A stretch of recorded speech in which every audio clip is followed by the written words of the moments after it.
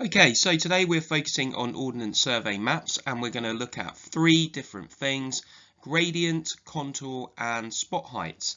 Now, before we get started, I'm going to explain what that term gradient means. So it means the slope or the incline of our surfaces. And we might use different terms when we are describing the gradient of a landscape. So for example, in this image here, we've got a flat floodplain. In the background, we have steeper slopes. This image here, we've got a flat area. In the foreground, we then get a sort of a gentle slope upwards, which then becomes vertical and a very steep gradient with a cliff. So when we're describing gradient, phrases like the land is flat, steep, or it has a shallow gradient are really good things to use when you're describing the gradient of landscapes. Now, what Ordnance Survey maps allow us to do is to actually work out what the gradient and the shape and the height of land is in reality, and they do that by using contour lines. And contour lines are these faint brown reddish lines that we find across our Ordnance Survey maps, and they join up areas of equal height. Okay, now some of those contour lines will have numbers or figures actually printed onto them, and those numbers, they represent the height above sea level of that particular contour line. It's important to note, however, that not all contour lines will actually have a figure printed on them, and I'll explain more about that in a moment. You must, however, just ensure that you read the legend of your map, because there are two different types of maps that GCSE geographers might be asked to use. There's a 1 to 25,000 scale map. They tend to have contour intervals at 5 meters, and a 1 to 50,000 scale map that have contour intervals at 10. But check the legend, check the key before you start interpreting those contour lines.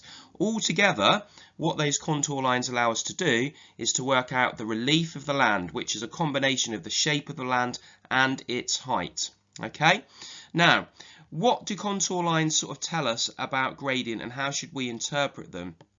So I have got two diagrams here.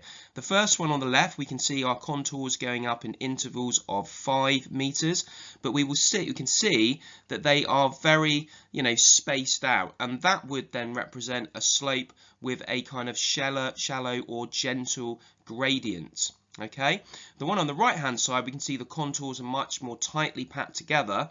That shows a much greater change in height over a shorter distance, and therefore represents a much steeper gradient to our landscape. You'll also notice with the second one on the right hand side of the slide that not all of those contour lines have a figure attached or printed on them. However, that does not mean we can't work out what their actual height above sea level is. So if we look, we know the first one is 5 meters, we know the sixth one is 30, so we can then work out what the intervals are, and we can go 5, 10, 15, 20 would be the fourth one, 25, and then 30 meters would be the sixth one. All in all, contour lines allow us to visualize what the landscape would be like in 3 dimensions. That's a really powerful thing for geographers to be able to do. As we're walking around landscapes and we're looking at landscapes, it's always good to kind of have an OS map and just see, how those landscape or landsform features are represented by contour lines. Now, contour lines can allow us to draw cross sections of valleys or landscapes, and that's again something that GCSE geographers could be asked to do in an exam, to just complete a cross section. This diagram just briefly shows you how you would do that. I've got a red line which represents a transect across a particular valley here, and then I've drawn vertical lines downwards at the contour intervals and obviously the river as well, and that's then allowed me to draw a fairly accurate cross section of the shape and the gradient of that river valley.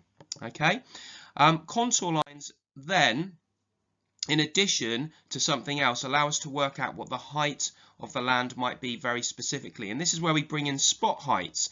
So spot heights are numerical values or figures that we find on our maps that represent height above sea level. So in these examples here, we've got a number of spot heights I'm just going to identify. On this map here, we've got the number 158. That means that that particular point is 158 meters above sea level. We've got another one in this area of the map. That represents obviously 42 meters above sea level. On the map towards the right hand side, we've got another figure here that I'm just highlighting. That means that at that point the hill is 120 meters above sea level. You also notice a small blue triangle there. That's what we call a trig point, and that represents a physical feature in the landscape that the Ordnance Survey use to coordinate their heights. So spot heights are important too, and we can use them to work out what the height of land is at a particular point. Moving on, we can then actually, for a combination of spot heights and our contour lines, we can actually work out what the shape of the land might be and what kind of landforms are being represented on our OS map. So here I have an Ordnance Survey map showing Beachy Head, a coastal area. You can see these tightly packed contour lines in this area. That indicates a really abrupt, sharp change in slope, most likely obviously a cliff, and then you can see a satellite image of that cliff in reality. We can also use them to work out V-shaped valleys, river landforms. You can see here I've got a small river and tributaries flowing into that river here, and you can see we've got contour lines that are tightly packed on either side of the river valley, and that allows us to sort of deduce that that must be a V-shaped cross-section. Again, I've got a satellite image here showing that V-shaped valley in reality. Also wanted to point out here as well that the numbers on the contour lines, they always point in an upslope direction. So we can then work out a number of things with that. One, where the rivers are flowing, because we know that rivers flow downhill, so they will flow downhill from higher contours towards lower contours, and we know that because the values reduce, and we know that therefore the river is flowing downstream, downslope. And we can also work out perhaps the orientation of the hillside. So here we've got numbers moving towards the north of the map, in increasing value. That would mean that that would be a south-facing slope. So there's quite a lot of information we can glean from our contour lines and contour values.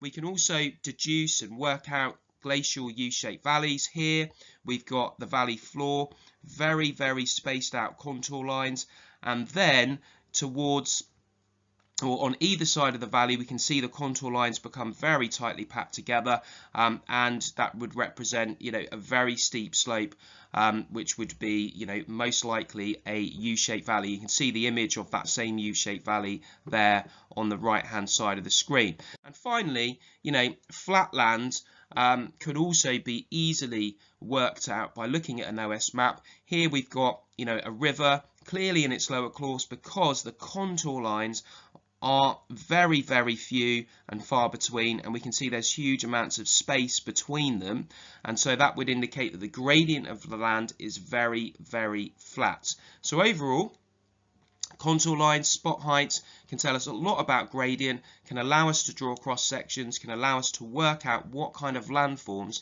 that are being represented on a particular part of an OS map.